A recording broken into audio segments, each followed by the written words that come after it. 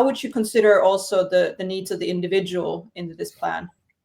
Well, that's a great point. So I see there being 4 sort of tranches of learning area, or four sort of pillars of knowledge and skill and expertise that any good customer success manager needs.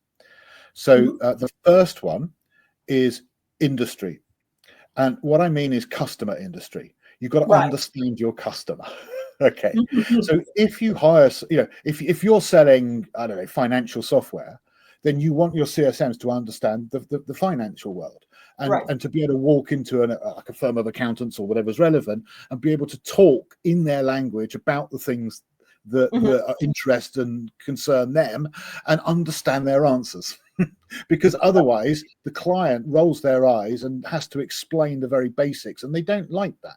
Okay, they want someone who gets it and understands and talks their language, and and has walked a mile in their shoes. So I would say that's one aspect that we need to make sure that we've got. And I think that I would strongly recommend generally that we hire for that, because it's a lot easier because that, how do you teach that in a 2-month training program? Very difficult, but it's something you learn over the years of being in that industry, right?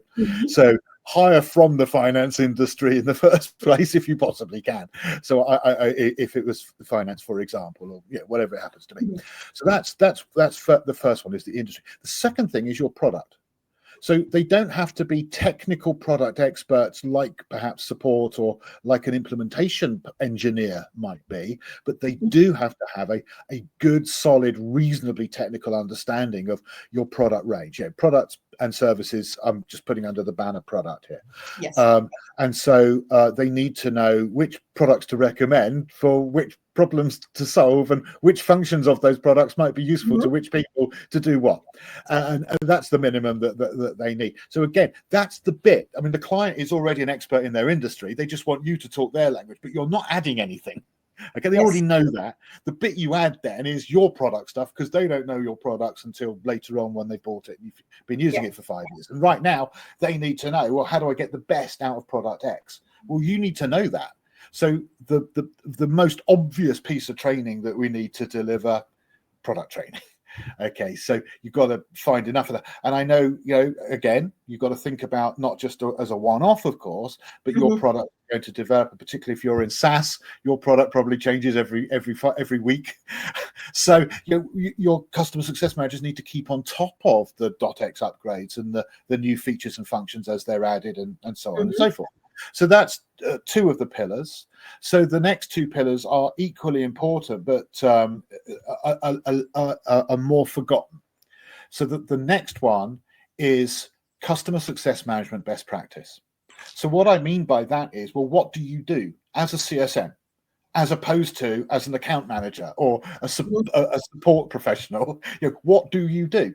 So you need to know the correct, best, most productive, most effective, most efficient things and activities to do, and when to do them, and in what order to do them, to be a CSM. And of course, this is where a company like Practical CSM, that I formed and handed over on to with the self-study training, etc., that's exactly the focus of that, is on the best practice of customer success management itself. So it takes you through the best practices for welcoming a new client and onboarding them, and then the value realization and the advocacy and the upselling and cross-selling and retention and all of these things, and the measurements and so on. So all of that's customer success management best practice. That's the third pillar. Equally important, and as you said, Minna, and I agree with you, that's the one probably they don't know coming into the role. Right. Because why would they? If they were in technical support, why would they? And then the fourth one is personal skills. So are you a self-starter? Are you self-disciplined? Are you good at getting on with people? Can you form trust relationships? Can you influence people? Are you a good teacher and trainer? Are you mature and patient with people regardless of what they're like, i.e. a high emotional intelligence?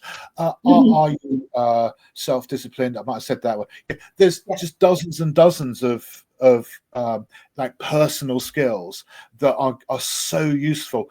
And because, of course, this is a customer facing role, which means that you've got all of those customer facing skills, but it's also a technical role. So what do you like at data analysis? What do you like at report writing? What do you like at storytelling? There's just hundreds of them.